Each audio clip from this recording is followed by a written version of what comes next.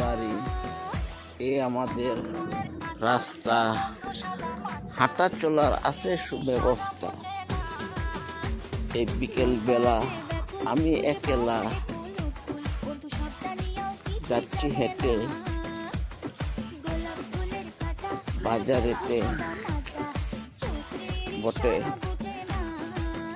গিয়ে তারপর চা পানি পান করে অপেক্ষা করতে থাকবো সন্ধ্যার পরে ফিরে আসবো ঘরে মাগরিবের নামাজ পড়ে। ততক্ষণ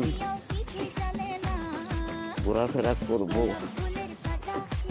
রেস্ট করব, তারপর বাড়ি ফিরবো। Likey